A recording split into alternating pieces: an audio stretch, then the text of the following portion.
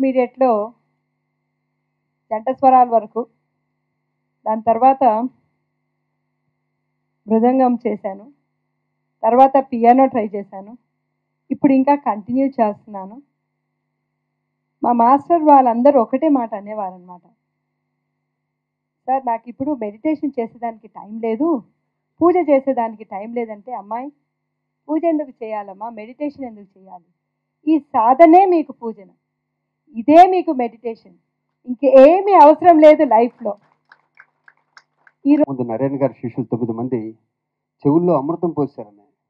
అవును, ఎంత చక్కగా పాడారు పిల్లలందరికీ ఆల్ ద బెస్ట్. అలాగే ఇందాక మా శిల్ప అన్నట్టు ఆదిత్య వాళ్ళు పెద్ద పెద్ద సినిమాలనే కాదు, ఇలాంటి చిన్న వాటిని కూడా చాలా ఎంకరేజ్ చేస్తుంటారు దేవుడి పాటలు అవి విను. ఆల్ ద బెస్ట్ సార్, ఇది చాలా పెద్ద హిట్ అవ్వాలని, ఇంకా ముందు మీ నుంచి ఇంకా ఎన్నో మంచి ఆల్బమ్స్ రావాలని మనస్ఫూర్తి కోరుకుంటూ పిల్లలందరికీ once again all the best. Thank you Parvati Naidu గారు, మిగతా వాళ్ళందరికీ థ్యాంక్ యూ వెరీ మచ్. పిలిచినా పలుకుతామని ఒక అద్భుతమైన క్యాసెట్ తయారు చేస్తారనే దాంట్లో ఇంకా డౌట్ అక్కర్ల. ఒక్క పాట వినగానే ఈ పాటలు ఎలా ఉంటాయి అనేది పూర్తిగా అర్థమైపోయింది.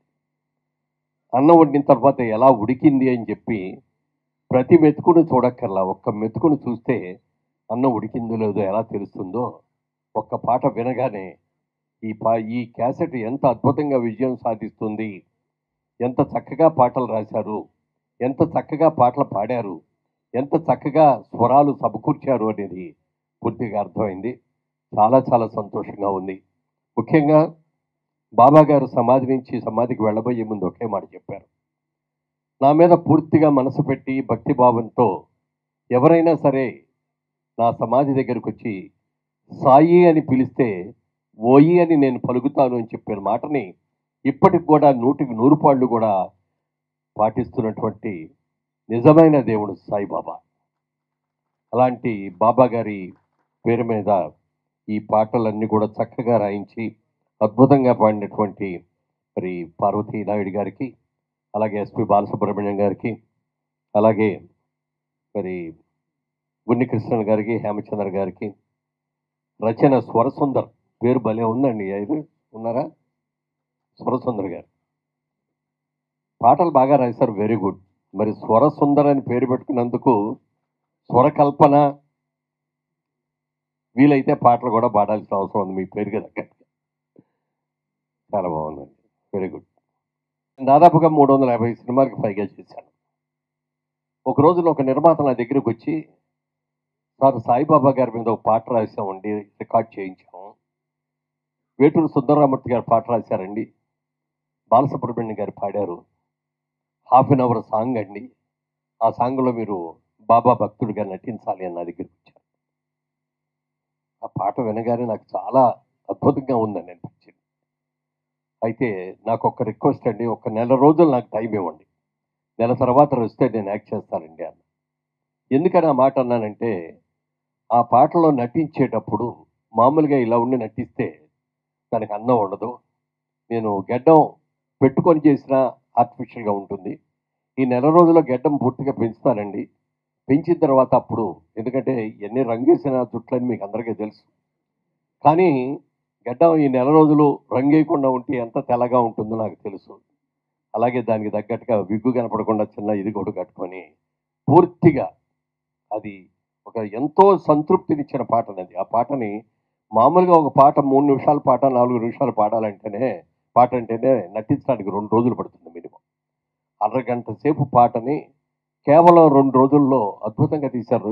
ఎక్కడ కూడా టేక్ నెంబర్ 2 అనేది అడగకుండా 2 రోజుల్లో పూర్తి చేశారంటే నాకు అది ఆ రోజునే అనిపించింది, ఇది నేను కాదు నటించింది, ఇది నేను కాదు, బాబా గారే నాతో నటింపజేశారు, ఆయన నన్ను ఆవహించి చేయించారు అనేది ఆ రోజునే నాకు అనిపించింది. ఇవాళ కూడా చాలామంది చూసే ఉంటారు ఎన్టీవీలో ప్రతి గురువారం రోజున ఉదయం 6:30 నుంచి 7 వరకు, భక్తి టీవీలో సాయంత్రం పూట 6 నుంచి 6:30 వరకు గత ఎన్నో సంవత్సరాలుగా ప్రతి గురువారం కూడా అది ప్రసారం అవుతూ ఉంటుంది. నేను ఇన్ని సినిమాలు చేసిన దానికంటే కూడా చాలామంది బయటకు వెళ్ళినప్పుడు మీ సాయిబాబా పాట విన్నామండి, ఆ పాటలో చాలా బాగా చేశారండి అని అంటుంటే ఒక విధంగా ఆనందమే కాకుండా, అయ్యో ఎంతసేపు దీని గురించే చెప్తారు, 350 సినిమాల్లో చాలా క్యారెక్టర్లు చేశాను, వాటి గురించి చెప్పట్లేదు ఏమిటి అని అనుకున్నాను. కానీ ఈ బాబా గారి పాట చేసి ఆ ఆశీస్సుల కంటే ఇంకా గొప్ప ఏం కావాలి అని అనిపించింది. అలాంటి అద్భుతమైన క్యాసెట్ తయారు చేశారబ్బా మీరందరూ కూడా. చాలా సంతోషం. మంచి ప్రయత్నం. తొలి ప్రయత్నమే అద్భుతంగా చేశారు.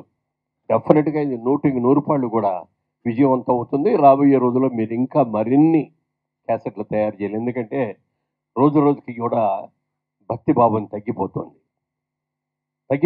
అని ఒక విధంగా బాధపడే కంటే కూడా పర దేశాల నుంచి, పరభాషల నుంచి, పరమతాల నుంచి దేశంలోకి వచ్చి మన హిందూ మతాన్ని, హిందూ తత్వాన్ని కూడా డామినేట్ చేస్తున్న సంగతి మనకు తెలిసిందే.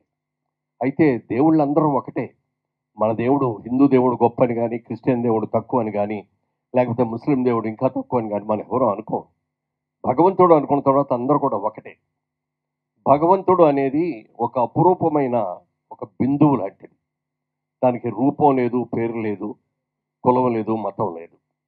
కానీ ఆ భగవంతుడి మీద మన ధ్యాస పూర్తిగా నిమగ్నమై ఉండాలి అంటే దానికి ఓ రూపం కావాలి, దానికి ఓ పేరు కావాలి. అది సృష్టించుకున్నటువంటి ఈ పేర్లు ఇవన్నీ కూడా ఈ భగవంతుని పేర్లు. అందుకని అన్ని మతాలు ఒకటే, అన్ని దేవుళ్ళు ఒకటే, అన్నీ కూడా ఇదే. కాబట్టి ఈ రోజున ఒక అద్భుతమైన కార్యక్రమంలో పాల్గొన్నటువంటి సంతృప్తి నాకు కలిగింది.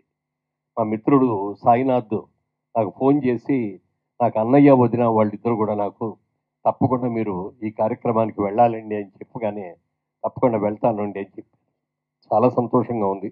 ఇంత మంచి క్యాసెట్, బాబా గారి క్యాసెట్ని ఇది విడుదల చేసే ఒక మహద్భాగ్యాన్ని నాకు కలిగి చేసినందుకు ఇందులో ఉన్న ఆర్గనైజర్స్ అందరికీ పేరు పేరున అందరికీ కూడా నా కృతజ్ఞతలు తెలియజేస్తూ సెలవు తీసుకుంటాను. జై. Album is an offering to Sri Sai Baba.